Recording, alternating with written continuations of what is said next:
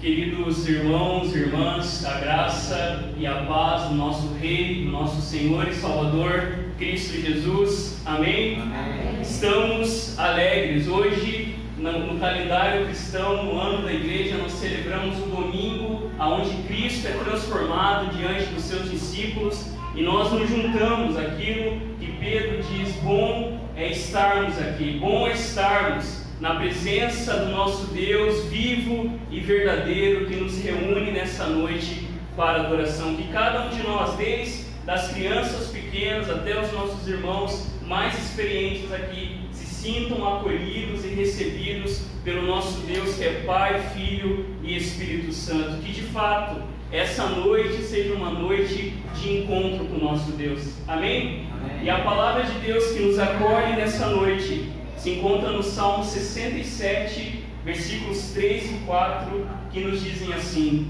Será projetado também o texto sagrado. Ouça com fé a palavra de Deus. Louvem-te os povos, ó Deus, louvem-te todos os povos. Alegrem-se e regozijem-se as nações, pois julgas os povos com equidade e guias as nações sobre a terra.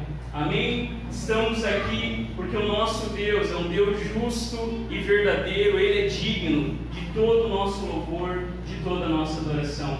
Eu convido você a ficar em pé neste momento. Façamos juntos a leitura da palavra de Deus, conforme registrado no Salmo 50, dos versos 1 até o 6. E nós faremos a leitura da palavra de Deus como sempre temos feito aqui no culto, na igreja, de forma alternada. A palavra de Deus diz assim, conforme registrado no Salmo 50, dos versos 1 ao 6. O Senhor Deus, o poderoso, fala e convoca a terra desde o nascente até o poente. Deus resplandece desde Sião, a perfeição da sua formosura. Nosso Deus vem e não guarda silêncio. Diante dele há um fogo devorador e ao seu redor uma grande tempestade. Ele intima os altos céus e a terra para o julgamento do seu povo. Reuni os meus santos, aqueles que fizeram uma aliança comigo por meio de sacrifícios. Os céus proclamam sua justiça, pois Deus mesmo é juiz. Amém? Nós que somos reunidos aqui pelo sacrifício maior de Cristo Jesus na cruz, louvemos o nome do Senhor e proclamemos que o nosso Deus, Ele reina sobre todas as coisas, e por isso que nós estamos aqui nesta noite. Nós, como povo da aliança, viemos à casa do Senhor para adorá-lo, para reconhecer que aquele que tem sustentado a nossa vida é o Deus Criador dos céus e da terra, o Deus de Jesus Cristo, o nosso Senhor. Louvemos o nome do Senhor, aclamando o seu nome.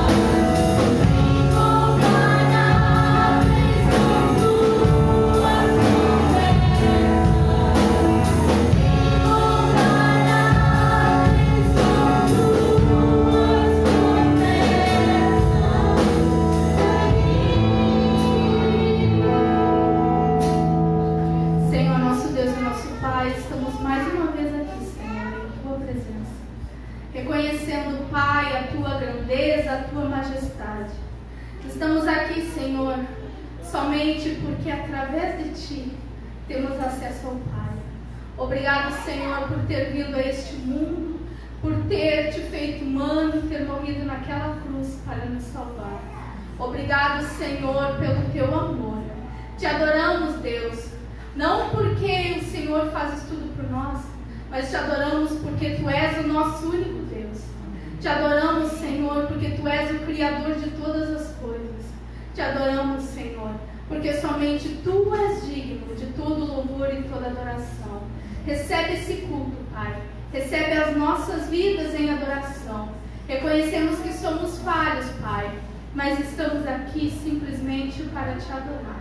Entregamos as nossas vidas em adoração. Fica conosco, Pai. Amém. Amém. Você pode se sentar. Diante da glória de Jesus, diante da glória de Deus, não há outra posição, não há outra possibilidade que não ficarmos de joelhos.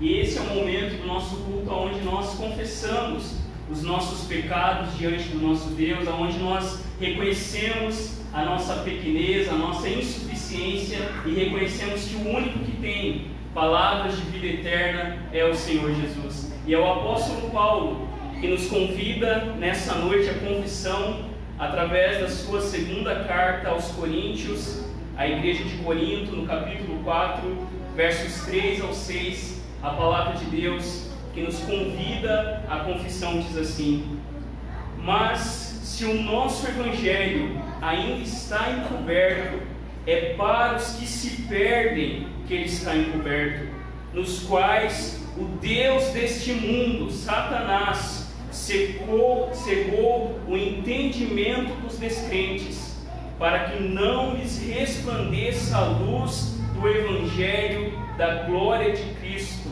o qual é a imagem de Deus.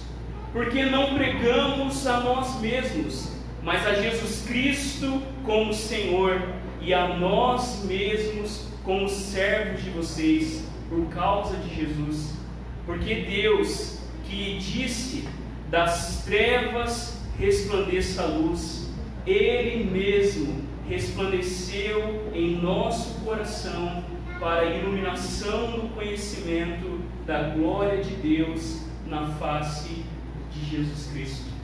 Queridos, ou nós estamos em trevas, ou nós estamos na luz de Jesus, ou nós enxergamos a vida, Deus e tudo o que Deus espera de nós na face de Jesus Cristo, ou nós estamos ainda escravizados pela escuridão do pecado. Isso é tão miserável, como diz Santo Agostinho, que é tão difícil esse estado de miséria, que os próprios homens não se dão conta de que são escravos, que são cegados, que estão debaixo da ira de Satanás e da maldição da lei. Mas nós, queridos irmãos e irmãs, que ouvimos a boa nova de Jesus, temos a oportunidade nessa noite, de confessar os nossos pecados e pedir que de fato Jesus nos perdoe e faça com que a nossa vida realmente seja vivida para a sua glória. Eu convido você a abaixar a sua cabeça.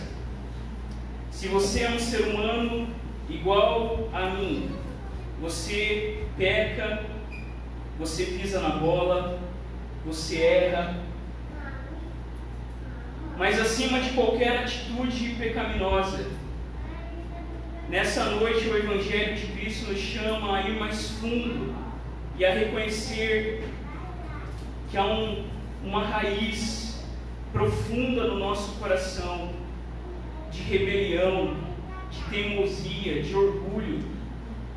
E ainda que salvos em Jesus, nós ainda somos chamados cada vez mais a sermos iluminados pela boa nova de Jesus Cristo. Confesse neste momento os seus pecados diante do Senhor. Confesse pedindo que Ele tenha misericórdia de você. Abra o seu coração. Peça que o Espírito de Deus sonde as áreas da minha e da sua vida que precisam de conversão, que precisam ser transformadas. Derrame o seu coração diante do Deus que diz que se nós confessarmos os nossos pecados, Ele é fiel e justo para nos perdoar os pecados e nos purificar de toda a injustiça.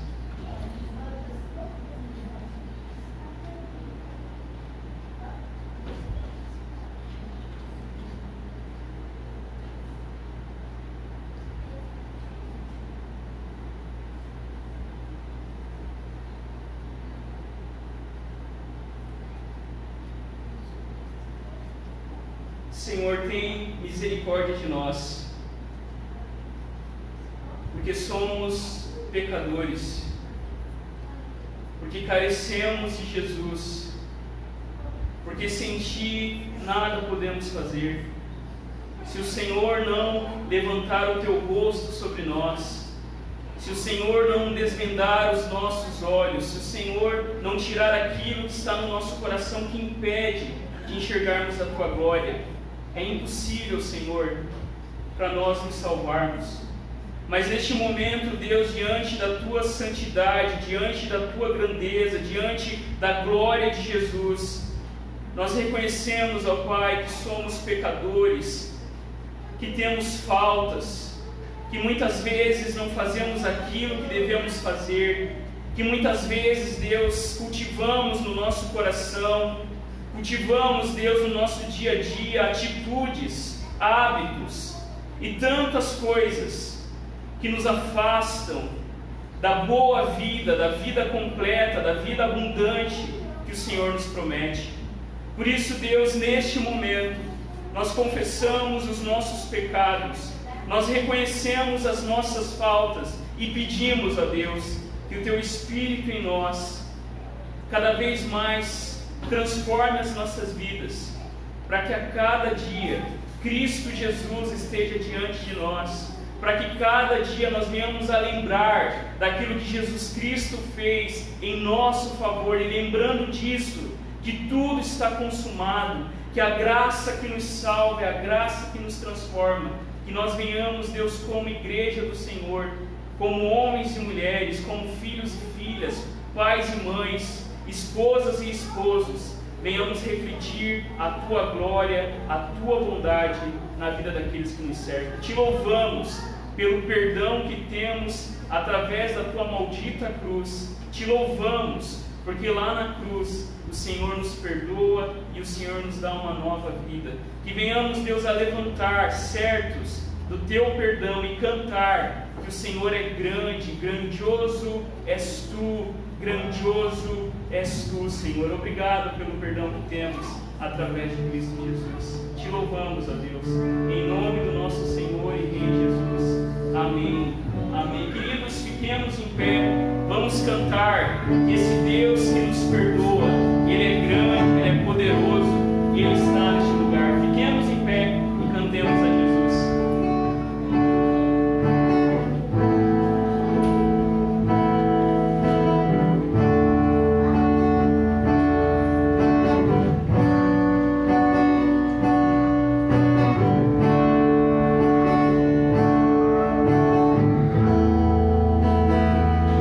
Senhor,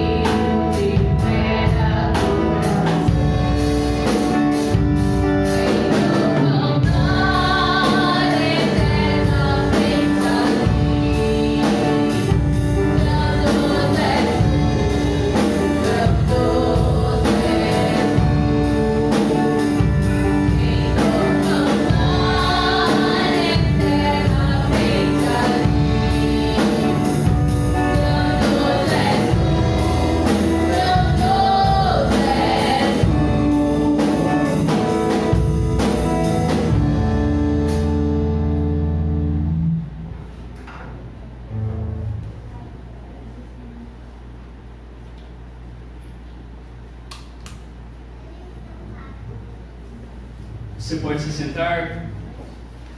E eu convido você ainda a baixar a sua cabeça. Esse é o momento do nosso culto, onde nós oramos uns pelos outros, onde nós colocamos a nossa vida diante do Senhor. E vamos, queridos, neste momento lembrar dos motivos de oração, aquilo que nós constantemente temos colocado diante do Senhor. Vamos lembrar dos nossos irmãos enfermos. Vamos continuar orando pelo nosso irmão Ivair, pela nossa irmã Cleusa, que não estava muito bem. Vamos continuar orando pelo nosso irmão Alceu, a dona Hilda, que estão aqui conosco nessa noite. Vamos orar também pela Loreni, pela nossa irmã Geraldina, que não estava muito bem. Vamos orar, queridos, também por esse vento forte que passou aqui agora à tarde, destelhou algumas casas, em alguns lugares, com certeza o estrago foi maior. Vamos orar pedindo que Deus tenha misericórdia, que Deus ampare a cada um. Vamos orar. Ore pelos motivos que você tem apresentado diante do Senhor. Coloquemos a nossa vida diante do Deus que ouve as nossas orações, responde as nossas orações. Senhor, nós nos aproximamos de Ti com a certeza que o Senhor inclina os Seus ouvidos e ouve as nossas orações. E é com essa certeza de que Tu és um Deus presente, um Deus tão amoroso, um Deus cheio de misericórdia, um Deus compassivo, um Deus que caminha perto de nós, que nós derramamos o nosso coração diante do Teu altar e pedimos, Senhor, que o Senhor esteja, Deus, atendendo as orações, esteja, ó Deus, em nome de Jesus, acolhendo tudo aquilo que nós entregamos diante do Senhor. O Senhor conhece o coração, a mente de cada um que está aqui. O Senhor sabe tudo o que se passa. O Senhor sabe as lutas, os dilemas. O Senhor sabe as batalhas, as tribulações que os Teus filhos estão enfrentando. E a nossa oração, Deus, é que os Teus filhos tenham a certeza da Tua promessa, a certeza de que o Senhor está com eles, a certeza de que o Senhor todos os dias levanta as Tuas misericórdias sobre nós. E o Senhor diz: não tenham medo, pois eu estou com vocês. Eu sou o amparo, eu sou o refrigério, eu sou a ajuda que vocês precisam. Tudo que vocês precisam, a resposta que vocês precisam, vocês encontram em mim, porque eu sou Deus, o único Deus vive e verdadeiro. Ó Deus, aquieta o nosso coração, nos lembra da Tua grandeza, da Tua majestade, nos lembra que nós não estamos aqui no mundo sem controle, sem sentido, sem propósito, mas todas as coisas estão debaixo, Deus, do Teu controle soberano. E mesmo que não entendamos, mesmo que não venhamos a compreender, nós descansamos porque sabemos que Tu és o nosso guia, Tu és aquele que está conosco. Não importa, Deus, o que nos espera, o que importa é que o Senhor está junto conosco. E se o Senhor está conosco, nós sabemos que a vitória é certa, Pai. Por isso, acolhe a oração, os motivos de oração aqui dos Teus filhos, e que a Tua resposta, Deus, seja realmente a boa resposta que o nosso coração precisa, mas principalmente aquilo que o Senhor tem para nós. Nos ensina, Deus, a descansar na certeza de que o Senhor é aquele que controla a nossa vida, que controla a nossa história. Entregamos tudo diante do Senhor, na certeza de que o Senhor é aquele que responde às nossas orações e que fará o que é melhor para as nossas vidas. Confiamos nisso, em nome de Jesus. Amém. Amém. Queridos, eu quero convidar as crianças a virem aqui na frente, as crianças até 9 anos, é isso? 8, as crianças até 8 anos, venham aqui na frente. Nós vamos orar pelas crianças, pedindo que o Senhor também fale o coração dos pequenos, que a boa semente do Evangelho continue germinando no coração dos pequenininhos. Vamos estender as mãos para cá, estenda a sua mão aqui para as crianças, e vamos orar assim as crianças aqui, vamos fechar os nossos olhinhos. Hoje, crianças, a gente vai aprender uma coisa muito importante, que a Alessandra vai começar a ensinar para vocês, o que a gente também vai começar a aprender aqui, que são os 10 mandamentos. Vamos ver se até o final dessa série todo mundo aprende os 10 mandamentos de cor e aplicar a nossa vida. Porque, queridos, a lei de Deus é graça e a gente vai ver um pouquinho disso nessa noite. Vamos orar? Vamos orar assim: Senhor, muito obrigado, porque a tua lei é pura e restaura a nossa alma. Fala ao nosso coração através de Jesus Cristo, que está presente em toda a Bíblia, e que cada um de nós aprenda a obedecer e amar o Senhor acima de todas as coisas. Fala ao nosso coração, em nome de Jesus. Amém. Amém. As crianças podem ir lá com a professora Alessandra, vão ouvir a palavra do Senhor, e nós também ouviremos o Evangelho nessa noite.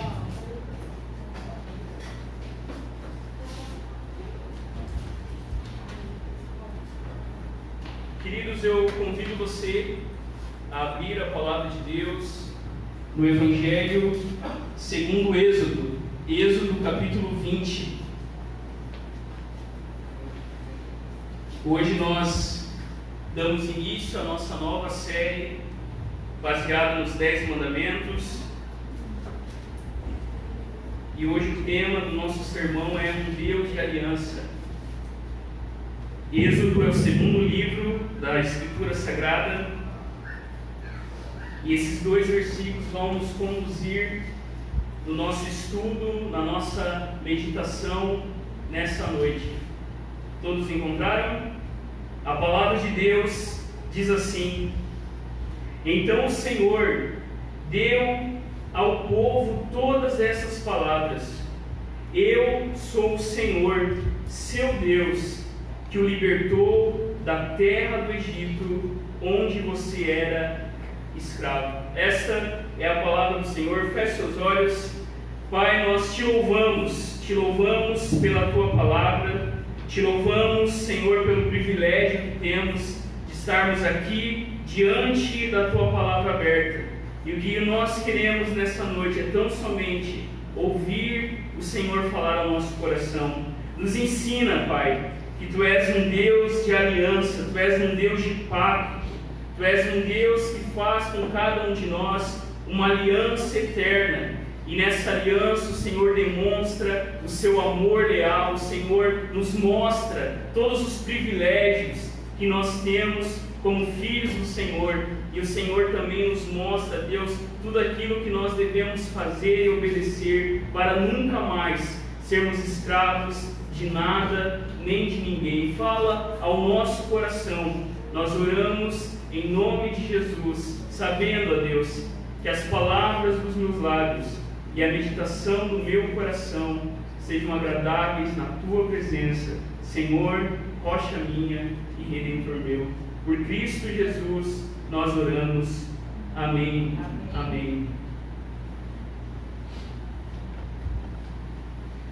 Queridos, por que hoje, no século 21, nós devemos estudar os 10 mandamentos?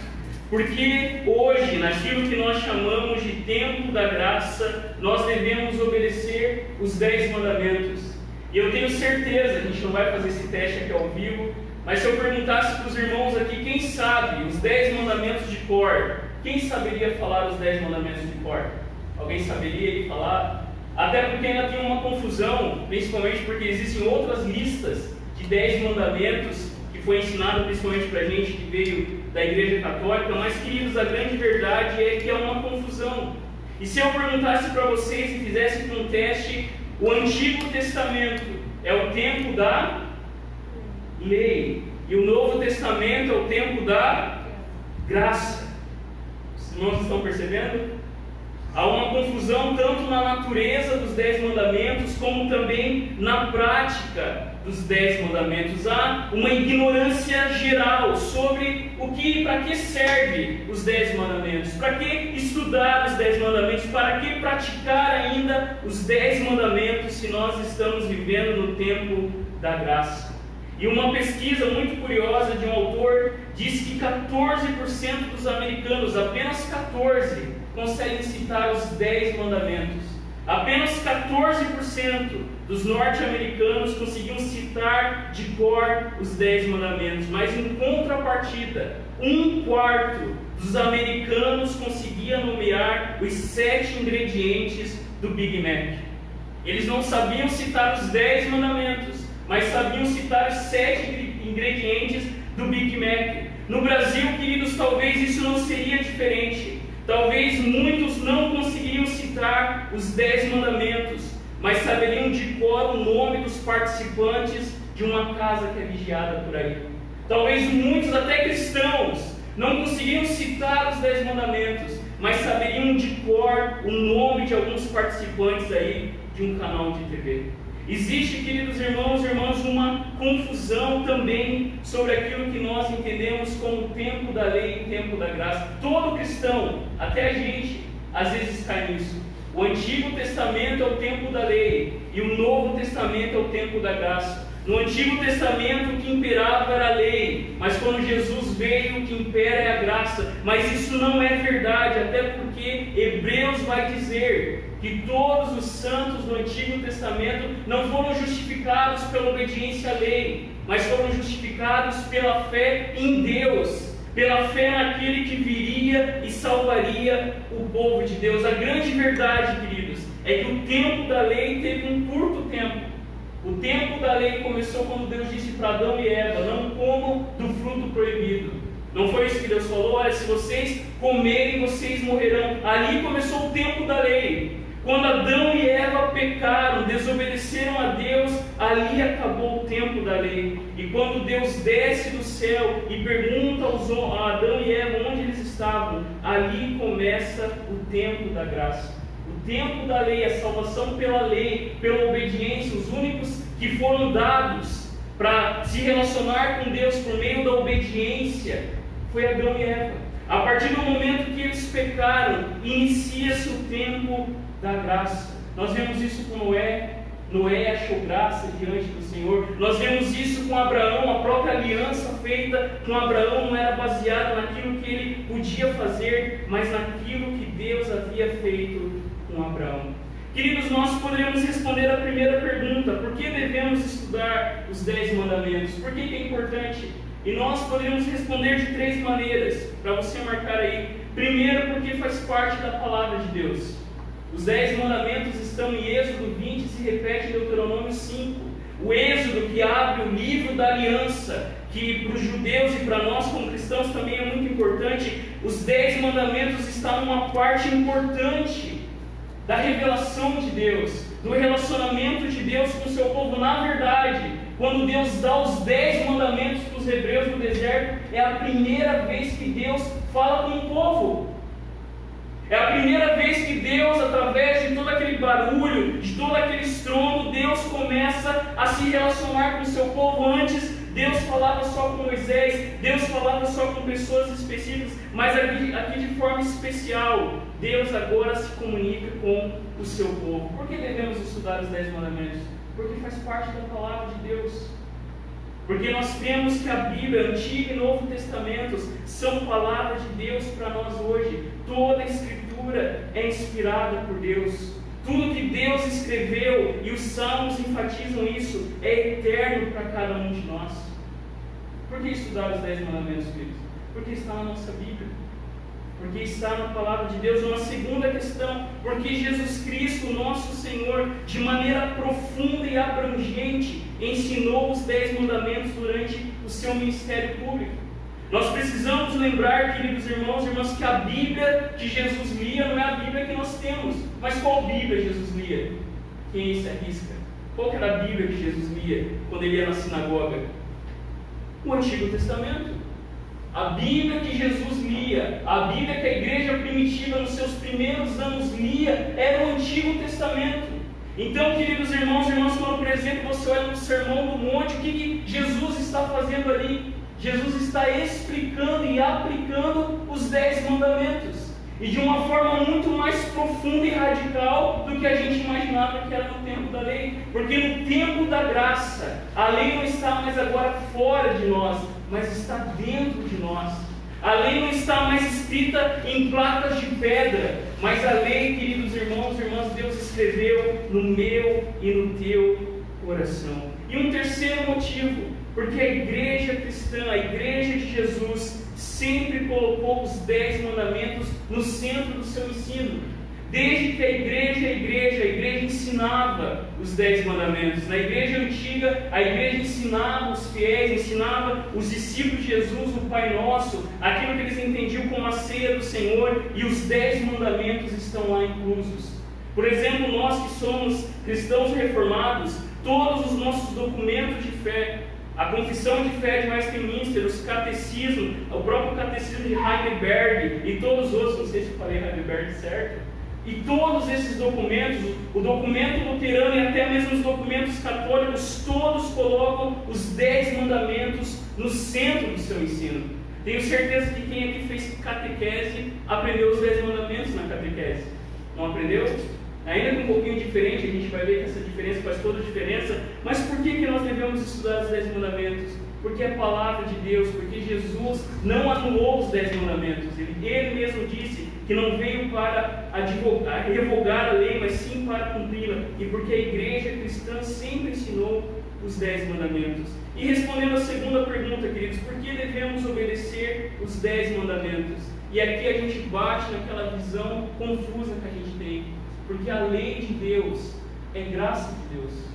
Porque a lei de Deus não anula a graça de Deus, e a graça de Deus não anula a sua lei. Eu coloquei aqui um quadradinho para vocês darem uma olhadinha. Se nós guardamos a lei, mas sem a graça de Deus, sem o Evangelho, nós nos tornamos legalistas.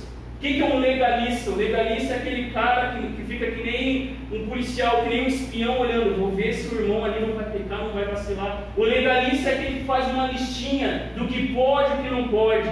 Crente pode beber isso, não pode beber aquilo. Crente pode assistir isso, não pode assistir aquilo. Crente pode ouvir isso, e essa divisão não é feita corretamente.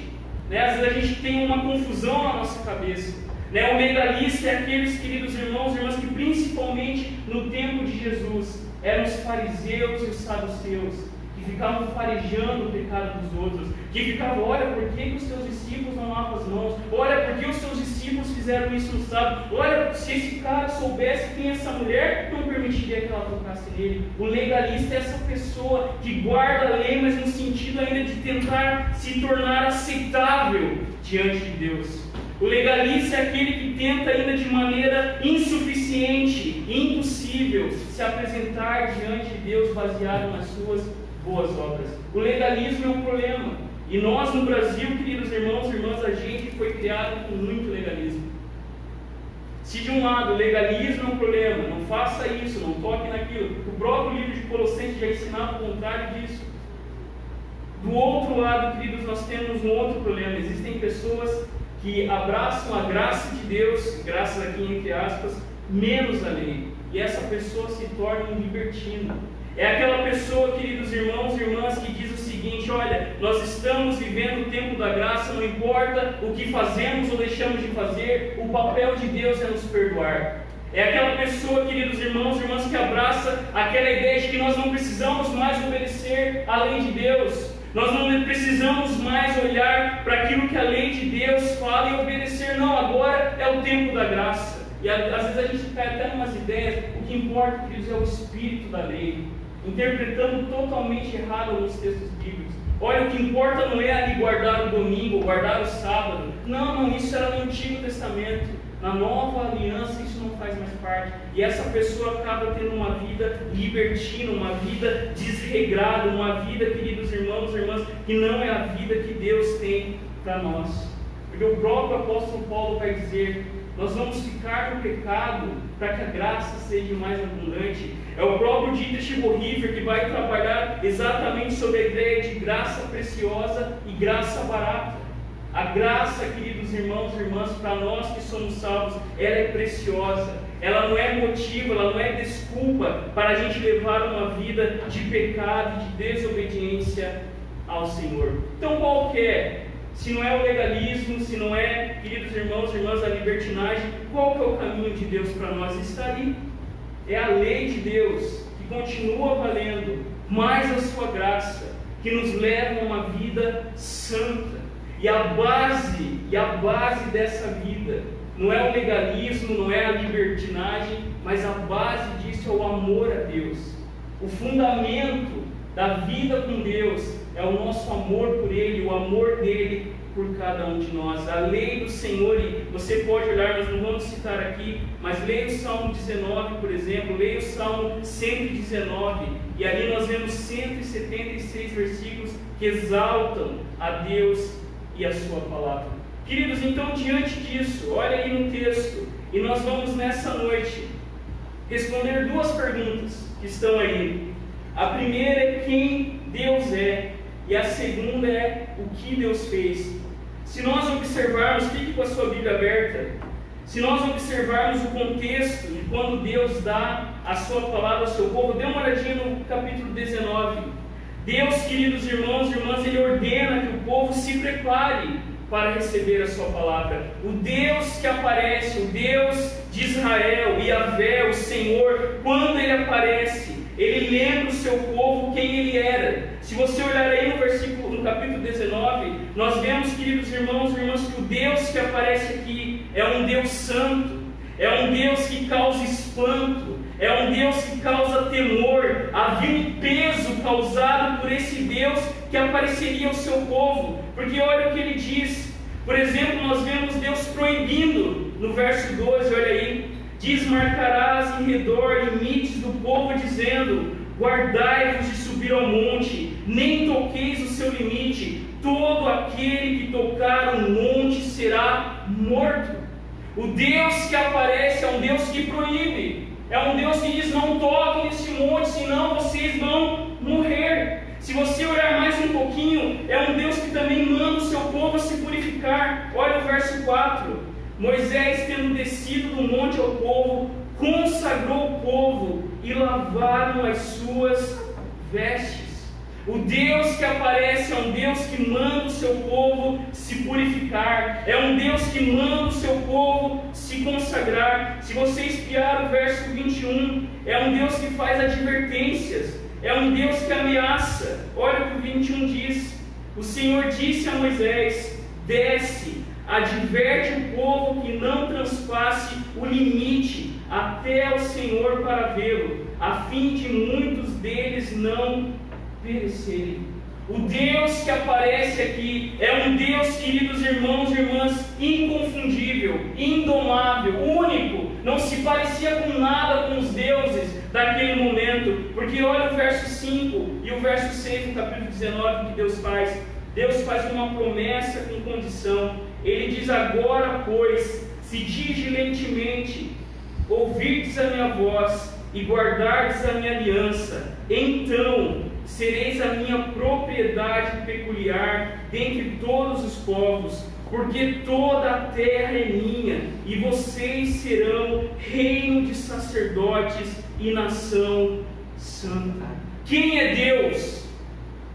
E quando eu estava tentando preparar esse sermão, às vezes eu tinha que parar e ficar quieto. Esse Deus, o Deus que se revela, é um Deus que faz com que a gente fique espantado, que a gente fique em silêncio.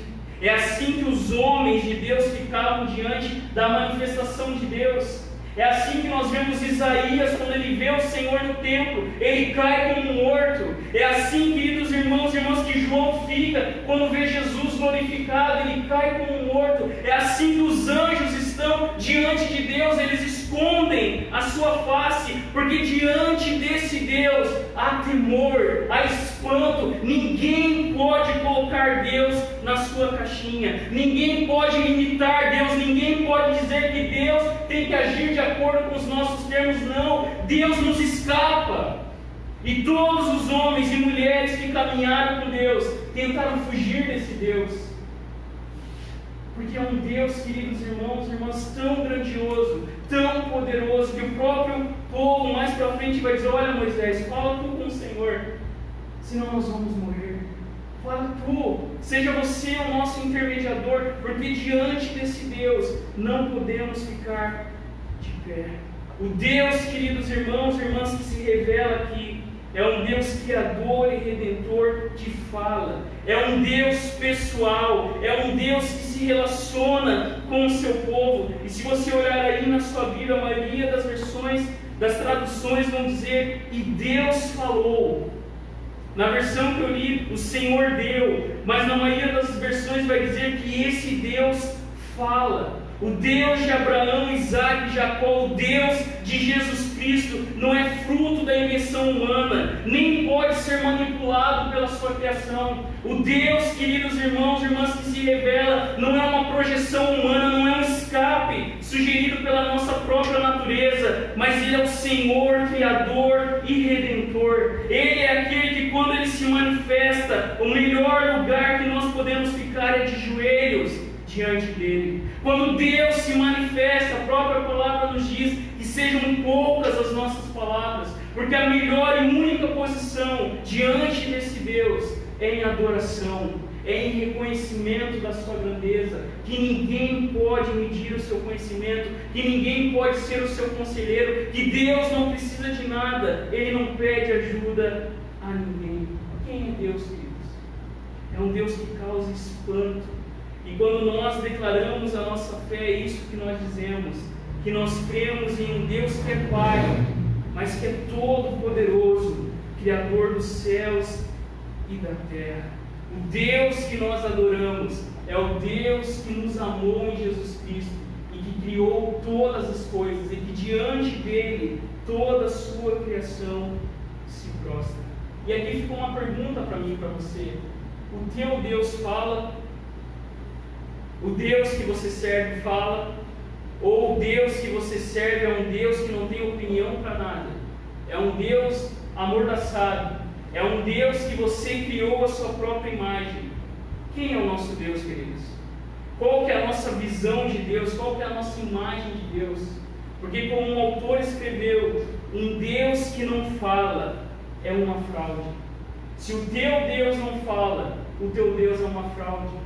Porque o verdadeiro Deus, o Deus revelado nas Escrituras, é um Deus que fala, que não está em silêncio, que vem até nós na pessoa de Jesus Cristo. Não é isso que o salmista no Salmo 115 declara? O Salmo 115, verso 2 diz assim: por que diriam as nações, onde está o Deus deles? E o salmista declara: no céu está o nosso Deus, e tudo faz como lhe agrada. E o salmista vai então falar dos ídolos. Se você quiser espiar o texto, o salmista diz: prata e ouro são os ídolos deles, obra das mãos de homens. Tem boca e não falam, tem olhos e não veem, tem ouvidos e não ouvem, tem nariz e não cheiram, suas mãos não apalpam, seus pés não andam, som nenhum lhe sai da garganta. Tornam-se semelhantes a eles os que o fazem e quanto neles confiam. Israel confia no Senhor, Ele é o seu amparo e o seu escudo. A ideia, quando os hebreus, quando os judeus diziam nosso Deus está no céu, não era tanto a ideia de eles acharem que Deus estava aí no céu, assim, era a ideia, queridos, que Deus estava na sala do comando do universo. Quando o texto diz: olha, nós olhamos para os montes, o nosso socorro vem do Senhor, que criou os céus e a terra. O que a palavra de Deus está declarando é que Deus é aquele que se senta sobre o trono do universo. Deus é aquele, queridos, que trouxe a existência este mundo. Deus é aquele que continua sustentando o nosso mundo. Se por um instante Deus abandonasse o seu mundo, o nosso mundo deixaria de existir. Deus é aquele que está no céu. Onde está o nosso Deus? O nosso Deus, queridos irmãos e irmãs, está sobre todas as coisas. E é interessante que o salmista vai falar uma coisa. Ele vai dizer que aqueles que adoram falsos deuses se tornam semelhantes àqueles que eles adoram. Existem pessoas, queridos irmãos e irmãs, que amam o dinheiro e fazem tudo pelo dinheiro, porque o Deus deles se tornou o dinheiro. Existem pessoas, queridos irmãos, que no trabalho puxam o tapete de quem quer que for, faz a tua caveira para passar por cima de você, porque o Deus dessa pessoa é o Deus da competitividade, é o Deus da guerra. Existem pessoas, queridos irmãos e irmãs, que adoram falsos deuses, e aqui não há neutralidade. Ou você adora o verdadeiro Deus, ou você adora falsos ídolos construídos pelas nossas mãos. O chamado para mim e para você, como o salmista diz: Israel, confia no Senhor, Ele é o teu amparo e o teu escudo.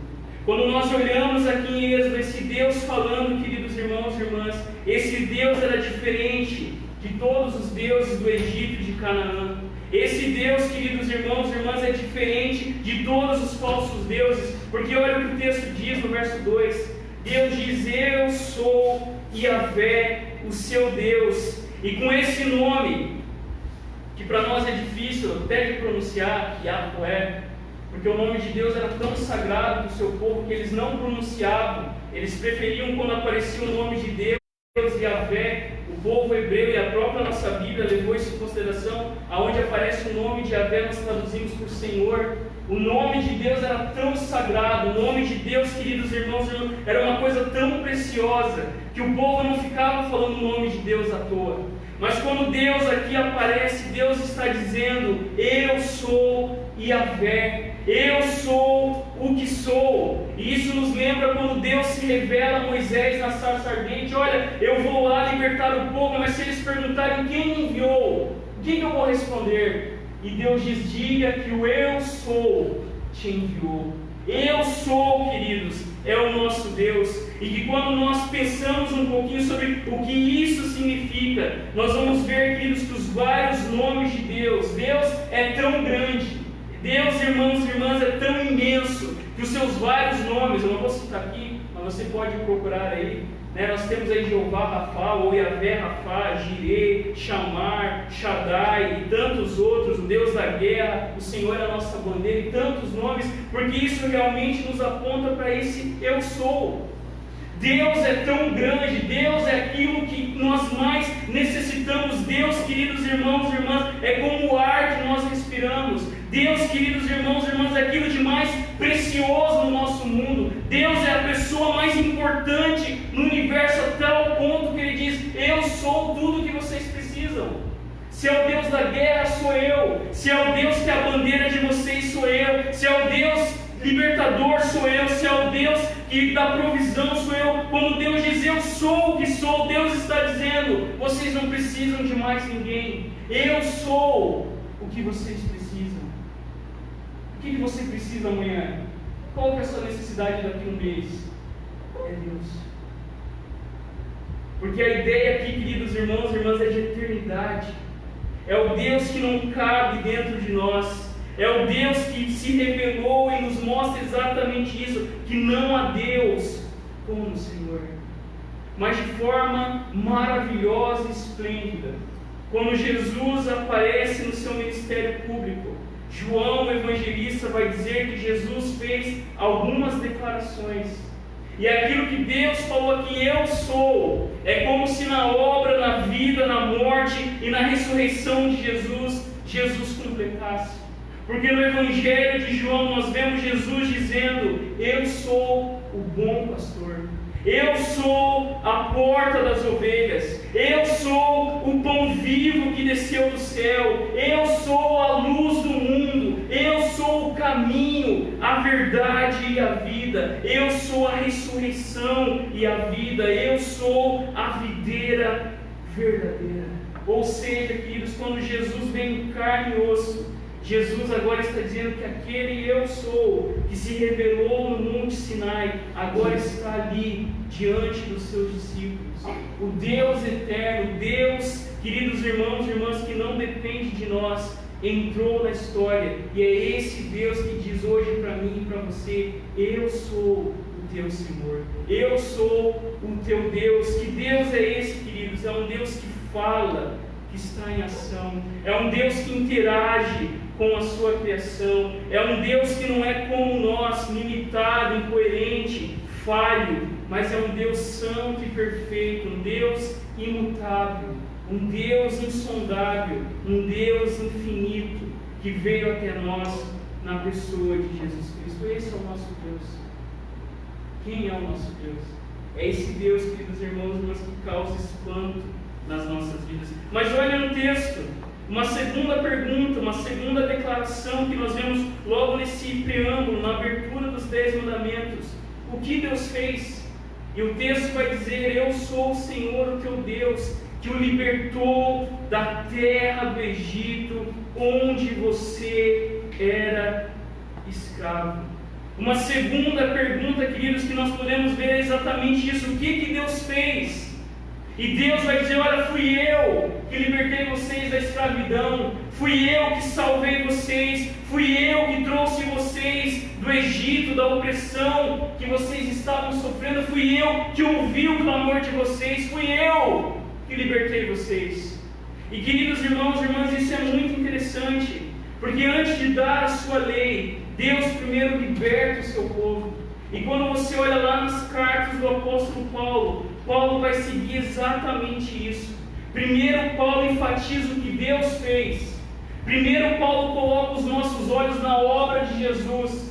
Então depois Paulo vai dizer aquilo que diante da ação de Deus nós devemos responder em gratidão e obediência. Isso é muito importante, queridos, porque toda religião dizia o que as pessoas tinham que fazer.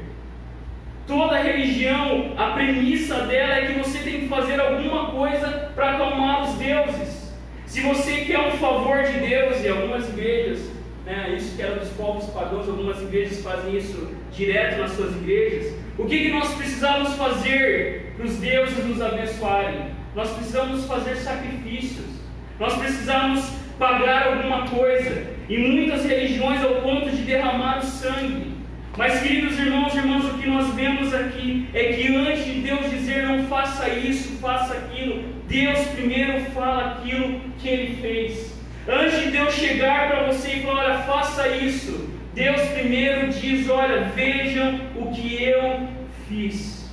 A história do Êxodo é uma passagem fundamental na história do povo de Deus e na nossa história. Se você ler os Salmos, se você ler os profetas, os salmistas sempre traz à memória o Deus que nos libertou do Egito, porque, queridos, esse era o fundamento. Era isso que o povo se lembrava quando eles pensavam a sua relação com Deus. E antes, queridos irmãos e irmãs de Deus, falar o que o povo deveria fazer, a história do Êxodo aponta para o Deus que primeiro salva o seu povo. Antes de Deus salvar você, e pense um pouquinho nisso, Deus não chegou para você e disse: olha, para mim te salvar, você tem que mudar isso, isso, aquilo. Você tem que deixar de usar essa roupa, você tem que deixar de seguir nesse lugar. Não. Quando Deus nos salvou, queridos irmãos e irmãs, Deus não colocou condição nenhuma. Quando Deus nos salvou, Ele nos salvou de maneira imerecida. Ele nos salvou por causa da sua graça. Ele nos salvou por causa do seu amor. Foi isso que a palavra de Deus declara: estando vocês mortos nos seus delitos e pecados. Quando nós ainda éramos inimigos de Deus, Deus nos salvou. Foi assim comigo e com você. Você não foi salvo porque guardou a lei de Deus. Você não foi salvo porque foi um bom menino. E a gente, às vezes, no ministério das crianças, a gente falha nisso. Quando a gente chega para a criança: olha, Deus não gosta disso, hein? E na cabeça da criança a gente inventa uma teologia que não é bíblica. Deus gosta dos meninos bons. Deus não gosta de ninguém. Porque quem é bom? Por isso, tome cuidado quando você ensina o seu filho isso. Olha, Jesus está vendo, hein? Não, queridos. O Evangelho diz: todos nós somos vilões nessa história. Todos nós rejeitamos Deus.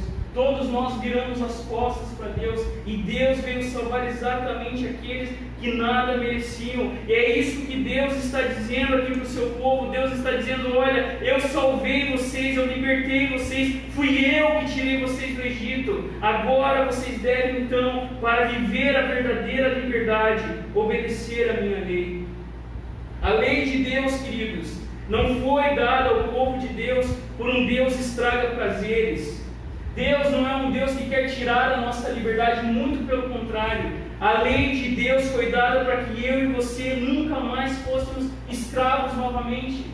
Quando Deus diz para o povo: olha, fui eu que libertei vocês da escravidão, fui eu que salvei vocês, fui eu que ouvi o clamor de vocês, fui eu que desci para libertar vocês. O que Deus estava dizendo era exatamente isso, que Ele era um Deus libertador, que Ele era o Deus que salvou o seu povo, que Ele foi aquele que fez tudo o que era necessário para que o povo não fosse escravo novamente. E a lei de Deus foi dada, e quando a gente lê Êxodo, Levítico e Números, e leis tão detalhadas, tão detalhistas, por que Deus deu a sua lei? Para que o povo nunca mais voltasse a ser escravo, e para que o povo nunca mais escravizasse ninguém.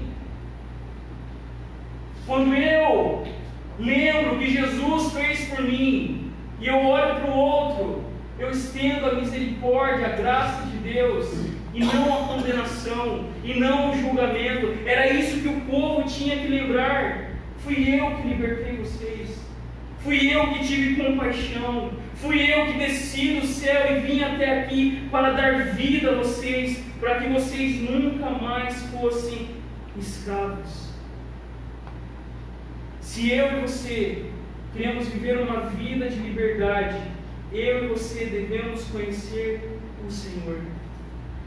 Se você quer viver uma vida de verdade, eu e você precisamos, queridos irmãos e irmãs, cada vez mais conhecer aquilo que Deus fez por mim e por você. Porque os 10 mandamentos são graça de Deus para mim e para você. Imagina se você amasse alguém. Quem aí já namorou, casou e está vivendo também, conhecendo no casamento, né? Imagina você amar alguém e você nunca conversar com essa pessoa. Apesar de que os relacionamentos são assim, né? Imagina você amar alguém. Pense aí, você que está namorando, que está pensando em casar, o que você quer?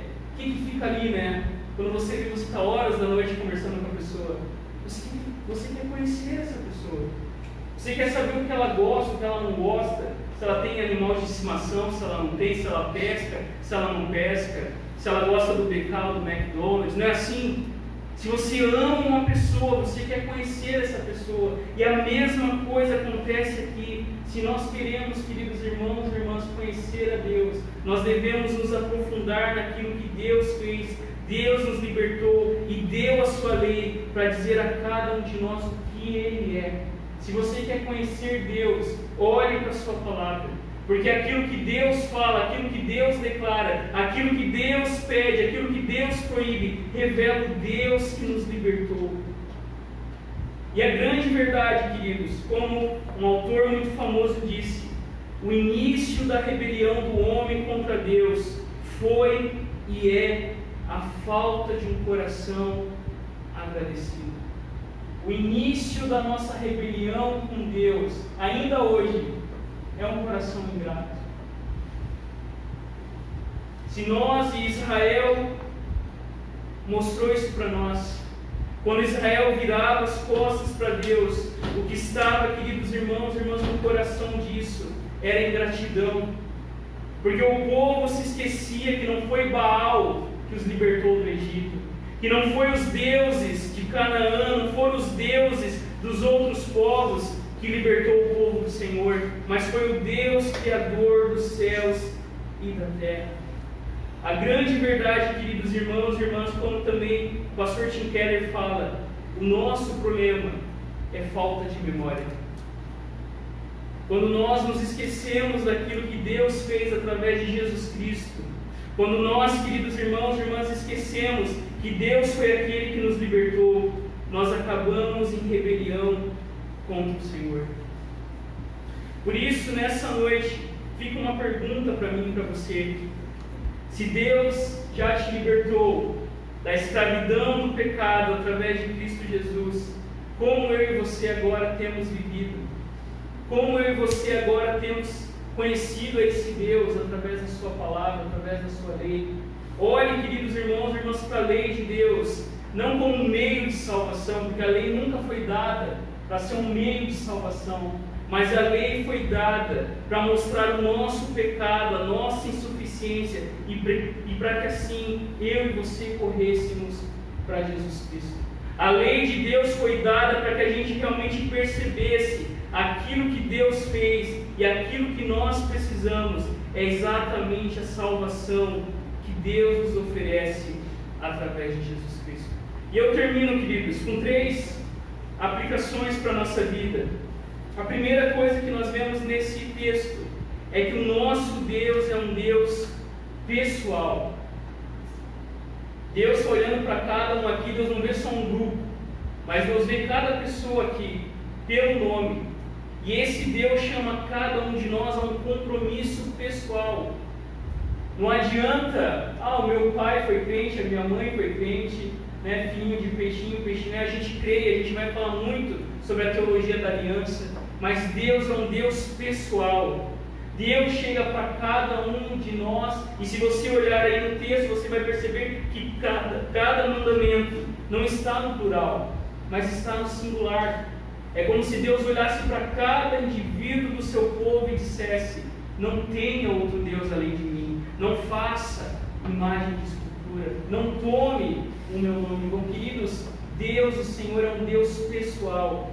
E isso, queridos irmãos, quando a gente pensa em aliança, a gente pensa em compromisso, a gente pensa no casamento, a gente pensa numa parceria. Deus é um Deus pessoal e chama cada um de nós aqui a caminharmos com Ele. Jesus ainda diz a cada um de nós aqui: tome a sua cruz e siga-me. O Senhor é um Deus pessoal, é um Deus que caminha com cada um aqui de perto. E aqui, queridos irmãos, nós precisamos responder como que está o nosso compromisso com esse Deus pessoal. Como que está a nossa aliança, o nosso relacionamento com esse Deus que é pessoal. Que diz: olha, eu sou o teu Deus, eu quero caminhar com você. Não é? Deus não está longe de nós, mas Deus está perto de nós. Uma segunda aplicação, queridos: o Senhor é um Deus presente. Deus, queridos irmãos e irmãs, não é um Deus distante, não é um Deus que não age na sua criação, mas Deus é um Deus presente. É um Deus que está presente na nossa vida. Nós sabemos que existem 10 mandamentos da cultura moderna. Nós sabemos, irmãos e irmãs, que o que a cultura diz é que Deus está longe desse mundo, que Deus não se importa com esse mundo, que se há um Deus, no máximo Ele deu corda a este mundo e deixou esse mundo solto à sua própria sorte. Mas não, o nosso Deus é um Deus presente. É um Deus que está presente cada dia da nossa vida. É um Deus, queridos irmãos e irmãs, como a gente sempre diz, que não está no céu torcendo para que tudo dê certo, mas é um Deus que está junto no nosso sofrimento. É um Deus que está junto na nossa dor. E como o próprio Dietrich Bonhoeffer vai dizer, somente um Deus que é sofredor que pode ajudar. Quando você está lá passando nos momentos mais difíceis, Deus está presente, Deus está com você. Quando você não sabe o que fazer, tenha certeza, Deus está com você. Deus não te abandona, Deus, Ele é um Deus presente. E isso, queridos irmãos e irmãs, deve causar em nós o que causou no povo: temor. Há uma expressão que os reformados diziam: coram Deo, coração diante de Deus, vida diante de Deus. Se todo dia, pensa aí, aonde eu estou, lá no meu quarto, na minha casa, tenha sempre em mente isso: Deus está presente. Deus está presente. Quando você está tomando banho, Deus está presente. E isso gera temor, mas isso também gera paz, segurança, confiança de que Deus está presente. Uma última aplicação, terceira e última: o Senhor é um Deus que nos salva em Jesus Cristo. O Senhor é um Deus que nos salva através da obra de Cristo. Se o povo hebreu no deserto se lembrava do Êxodo, eu e você devemos nos lembrar do êxodo que Jesus causou na nossa vida. Ele nos tirou das trevas para a sua maravilhosa luz. Ele nos tirou da escravidão do pecado para uma vida abundante que Ele promete a todo aquele que o segue. E queridos, o que tudo isso tem a ver? E nós vamos lembrar daquilo que a gente começou. Hoje é o domingo da transfiguração. E o que os 10 mandamentos têm a ver com Jesus? Tem tudo a ver com Jesus. Porque hoje a igreja celebra aquele episódio que Jesus chama Pedro, Tiago e João, eles sobem no monte e de repente Jesus é transformado, eles contemplam a glória de Deus. E quem está lá do lado de Jesus? Sabe quem está do lado de Jesus? O Antigo Testamento. Elias representando os profetas e Moisés representando a lei. E com esse ato glorioso de Jesus, o que Jesus estava dizendo é que ele era o cumprimento da lei de Deus, de que ele guardou completamente a lei, e porque ele guardou perfeitamente a lei, agora nós, queridos irmãos e irmãs, recebemos a justiça de Deus em nós. Nós que quebramos a lei, nós que rejeitamos a Deus, agora somos convidados por Jesus a nos arrependermos. E Jesus toma o nosso pecado e Ele coloca na nossa conta, coloca na nossa vida a sua vida sem pecado. Se nós estamos em Jesus, não há mais condenação. Se nós estamos em Jesus, quando Deus olha para nós, Deus vê como se nós nunca tivéssemos quebrado a sua lei. E quando Jesus lá no monte revela a sua glória, a sua majestade diante dos seus discípulos, era isso que ele estava dizendo. E novamente nós ouvimos a voz de Deus: este é o meu filho amado, a ele vocês devem ouvir. Amém? Feche seus olhos, abaixe sua cabeça. Quem Deus é? Quando nós respondemos a isso, nós devemos cair de joelhos. O que Deus fez? Deus nos libertou da escravidão do pecado. Deus nos salvou na pessoa de Jesus Cristo. E esse Deus é um Deus pessoal, é um Deus presente, é um Deus que nos salva através de Cristo Jesus. Pai, nós te louvamos, porque o Senhor é um Deus que fala. E embora a nossa natureza pecaminosa desejasse um Deus mudo, quando nós somos salvos pelo Senhor, saber que o Senhor é um Deus que se comunica conosco, que nos orienta, que nos ajuda, que nos guia, traz a nós alegria, traz a nós o privilégio de sermos o teu povo da aliança. Porque quando nós olhamos para a tua palavra, nós aprendemos, ó Deus, quem o Senhor é, o que o Senhor espera de nós. Por isso que os teus filhos que estão aqui possam, Deus, examinar a tua palavra, possam estudar a tua palavra e descobrir aquilo que o Senhor falou na história e continua falando hoje por meio do teu Espírito Santo. Que a tua palavra viva transforme as nossas vidas. Fala, Deus. Fala como deve ser o nosso casamento. Fala como deve ser a criação dos nossos filhos. Fala como deve ser o nosso uso das redes sociais. Fala, Deus, como deve ser a nossa vida, uma vida que te agrada, uma vida que não gera escravidão. Nos liberta, Deus, de todos os ídolos, de todos os falsos senhores, e nos leva tão somente a confiar em Ti. Que nós venhamos sempre a lembrar que Tu és um Deus libertador que nos salvou através de Cristo Jesus. Te louvamos, Senhor, porque um dia éramos escravos, um dia estávamos em escuridão, um dia estávamos mortos sem até ter noção disso, mas o Senhor é aquele que desce até nós e nos salva através de Jesus Cristo. Manifesta a Tua glória nas nossas vidas, para que nós haja sempre amor pelo Senhor e amor por aquilo que o Senhor ama. Fica sobre nós, nos prepara para participar da Tua mesa nessa noite. Nós oramos em nome de Jesus, o Teu Filho, nosso Salvador. Amém. Amém. Queridos, fiquemos em pé enquanto nós vamos cantar essa próxima canção. Eu convido você a entregar os seus dízimos e as suas ofertas diante do Senhor. E vamos também nos preparar para celebrar a mesa do Senhor, para participar dessa noite da mesa daquele que veio nos salvar e nos libertar de todo o pecado. Cantemos com alegria, nos preparando para a mesa do Senhor.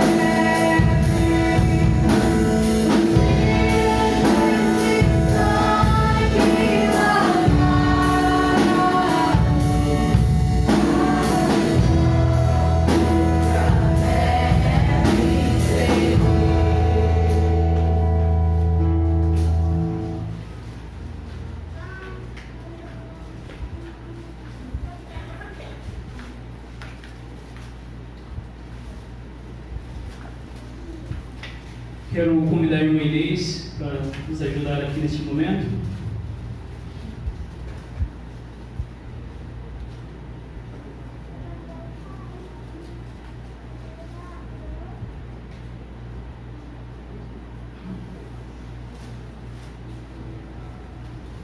Inês, pode ficar aqui no meu latinho, por gentileza. Queridos, essa é a mesa de Jesus Cristo. Essa é a mesa que declara que Deus está presente, que Deus está aqui neste momento. E quando nós olhamos para essa mesa, nós nos lembramos daquilo que Deus fez através de Cristo Jesus. Deus enviou Jesus Cristo para nos salvar. Deus enviou Jesus para nos libertar da escravidão de nós mesmos e de toda escravidão. E quando nós participamos dessa mesa, é isso que nós estamos declarando o Deus que veio até nós, o Deus que morreu e deu a sua vida por amor de nós. E à medida, como o próprio Jesus diz, que nós comemos a sua carne, bebemos o seu sangue, nós temos a vida eterna. Eu convido você a abaixar a sua cabeça. E neste momento tão sublime, tão importante, essa mesa que não é para os dignos, mas essa mesa é para aqueles que se arrependem e confiam em Jesus Cristo. Essa é a mesa daqueles que temem o Deus que se revela. Essa mesa é para aqueles que ficam em silêncio de joelhos diante da glória de Deus. Essa mesa é a mesa para todos aqueles que dizem: eu nada posso, mas o Senhor tudo fez por amor de mim. Confesse diante do Senhor a sua insuficiência, a sua indignidade. Se lembre do amor do Senhor demonstrado através de Cristo Jesus. Pai, nós te damos graças por essa mesa, a mesa do nosso Rei, a mesa que nós nos sentamos. Não é a mesa dos poderes deste mundo, não é a mesa dos reinos deste mundo, mas a mesa que nós nos assentamos é a mesa do Rei de toda a terra, do governante de todo o mundo, daquele que entrou na história para resgatar o seu mundo perdido. E nós te louvamos, ó Deus, pelo privilégio que o Senhor nos dá de fazermos parte disso, como povo da aliança, como povo resgatado do Senhor. Que o Senhor, através desse ato, através desse sacramento, o Senhor nos nutra, o Senhor nos fortaleça, o Senhor nos encoraje, o Senhor realmente demonstre o teu amor sobre cada um de nós. Que ao comermos do pão, bebermos do cálice, venhamos anunciar que o nosso Deus, o nosso Rei, Ele está no nosso meio e em breve Ele virá com poder e grande glória sobre o nosso mundo. Ó Deus, prepara-nos para este momento sublime. Nós oramos em nome de Jesus. Amém. Amém.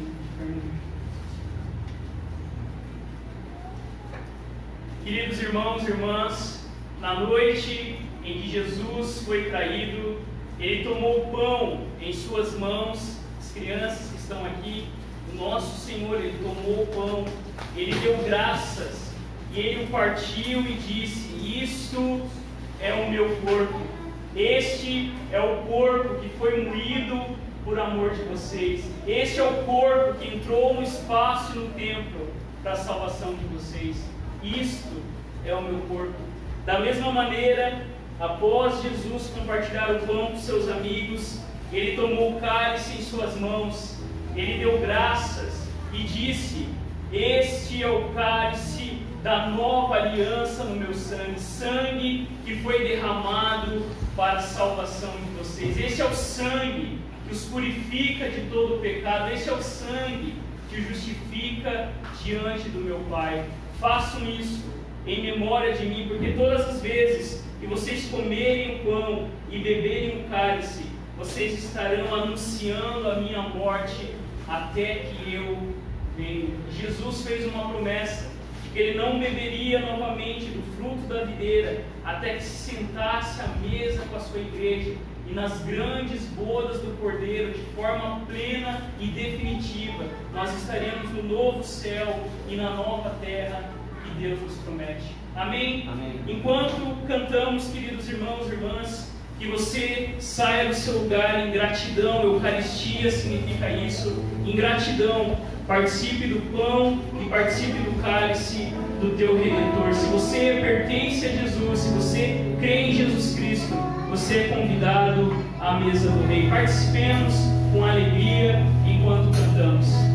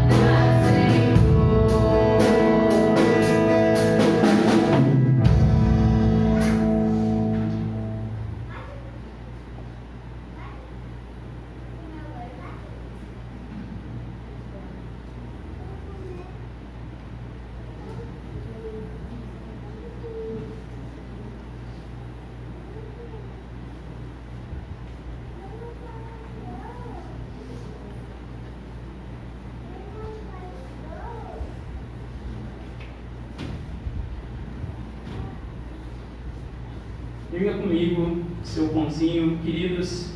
Esse pão é o corpo do nosso Salvador, do nosso Redentor. Coma com a certeza de que Deus está com você e a promessa dele é que ele jamais abandonará o seu povo. Participemos do pão em nome de Jesus.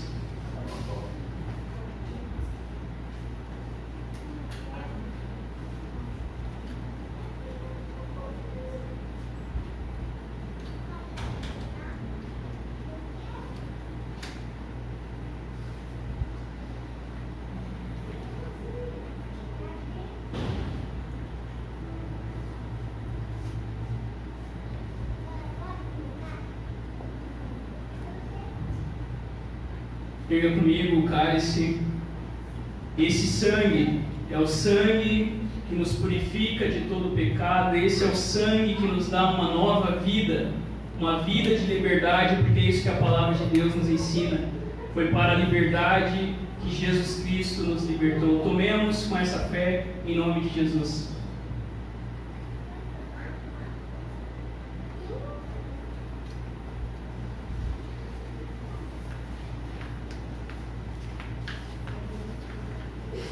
Façamos juntos a oração que o Senhor nos ensinou, dizendo: Pai nosso, que estais nos céus, santificado seja o teu nome, venha o teu reino, seja feita a tua vontade, assim na terra como nos céus.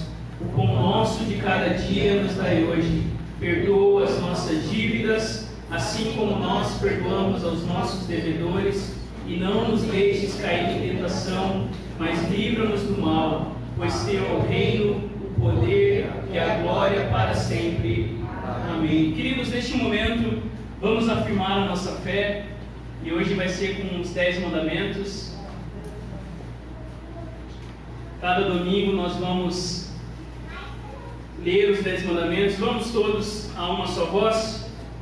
Não terás outros deuses diante de mim, não farás para ti imagem de escultura, não tomarás o nome de Deus em vão, lembra-te do sábado para o santificar, honra teu pai e tua mãe, não matarás, não adulterarás, não furtarás, não dirás falso testemunho, não cobiçarás. Todos juntos: Senhor, tem misericórdia de nós e inclina os nossos corações a guardar a tua lei. Amém. E nós somos enviados no culto dessa noite por Apocalipse, capítulo 19, versos 1 e 2, e o Salmo 118 e 25, que nos dizem assim: Aleluia! A salvação, a glória e o poder pertencem ao nosso Deus, pois seus juízos são verdadeiros e justos.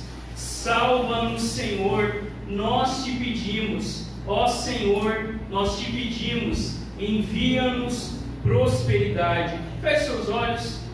Pai, nós te damos graças por essa noite, te louvamos por tudo que o Senhor tem feito nas nossas vidas, e que o Senhor continue, Pai, nos conduzindo para que de fato venhamos, Deus, a adorar o teu nome. Te louvamos porque o Senhor nos salvou, te louvamos porque Cristo Jesus veio para nos libertar. Que nessa semana seja uma semana de temor, de gratidão, de obediência, de amor ao Senhor. Nos ensina a amar o Senhor acima de todas as coisas, nos lembrando que o Senhor foi aquele que nos libertou e nos salvou na pessoa de Cristo Jesus. Nós oramos gratos em teu nome. Amém. Amém. Recebamos a bênção, queridos, que a graça gloriosa do Jesus transformado no Monte da Transfiguração, que o amor do nosso Deus e a sua lei que restaura a alma, a sua lei que é perfeita, nos conduza nessa semana, e que a presença, o poder, os dons, o fruto do Espírito Santo de Deus em nós nos leve cada vez mais a amar a Deus acima de todas as coisas e amar o nosso próximo como Deus nos amou. Que nós vamos enviados na paz, que essa paz esteja sobre toda a igreja de Cristo Jesus, agora e sempre. Amém. Amém. Você pode se sentar por um instante, enquanto nós ouvimos o refrão, que você repita em cada ato deste culto, em nome de Jesus.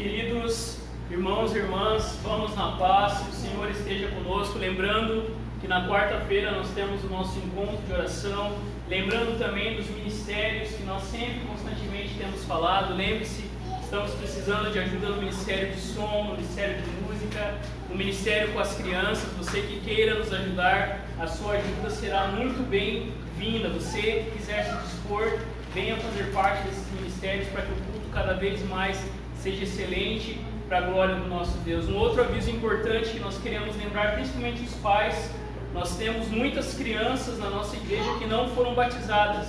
Então os pais que fazem parte da nossa igreja, que são membros dessa igreja, nos procure ainda essa semana, porque nós queremos ter alguns encontros, antes do batismo das crianças. Mas nos procure também, nós temos alguns adolescentes para fazerem a classe de confirmação, a classe de catecúmenos para se tornarem membros maiores.